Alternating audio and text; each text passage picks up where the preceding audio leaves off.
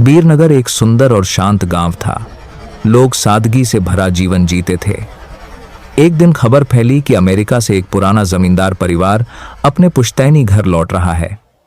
इस परिवार में पति, पत्नी और उनका 8 साल का बेटा था। उनके आने से गांव में फिर से रौनक लौट आई। कुछ ही दिनों बाद अचानक बच्चे की तबीयत बिगड़ने लगी। पहले तो सबने सोचा कि यह मौसम का असर है, लेकिन हालत तेजी से बिगड़ने लगी। बच्चे का चेहरा नीला पड़ गया, उसकी आंखें लाल हो गईं और शरीर बर्फ जैसा ठंडा हो गया। डॉक्टरों से लेकर अस्पताल तक सबने हाथ खड़े कर दिए। गांव लौटने पर बुजुर्गों ने सलाह दी, उसे ओझा बाबा के पास ले जाओ। गांव के बाहर पहाड़ी पर बाबा प्रेमनाथ का आश्रम था। वे तंत्र मंत्र में निपुण माने जाते थे। जैसे ही परिवार बच्चे को लेकर उनके पास पहुंचा, बाबा अचानक चिल्लाए, तू फिर आ गई? 70 साल बाद भी तेरा बदला शांत नहीं हुआ। बच्चे के माता पिता घबरा गए। तभी बाबा ने कहा, यह बच्चा नहीं बोल रहा, इसके अंदर एक आत्मा है। बाबा ने विभूति बच्चे के माथे पर डाली।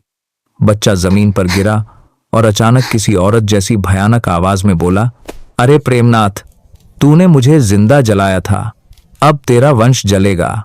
यह सुनकर सब दहशत में आ गए। बाबा ने गहरी सांस ली और बोले, यह वही आत्मा है जिसे 70 साल पहले चोरी के झूठे आरोप में जिंदा जला दिया गया था।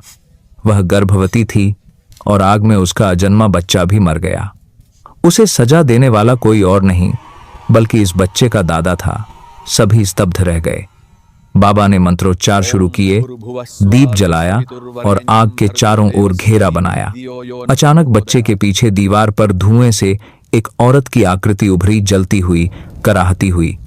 आवाज आई, मुझे न्याय चाहिए, मेरे बच्चे के लिए। बाबा ने ऊंचे स्वर में मंत्र पढ़े और विभूति फेंकी। तेज हवा चली, दीपक बुझ गया और सब कुछ शांत हो गया। बच्चा बेहोश होकर गिर पड़ा। कुछ क्षण बाद उसने आंखें खोलीं। चेहरा अब सामान्य था, सांसें स्थिर।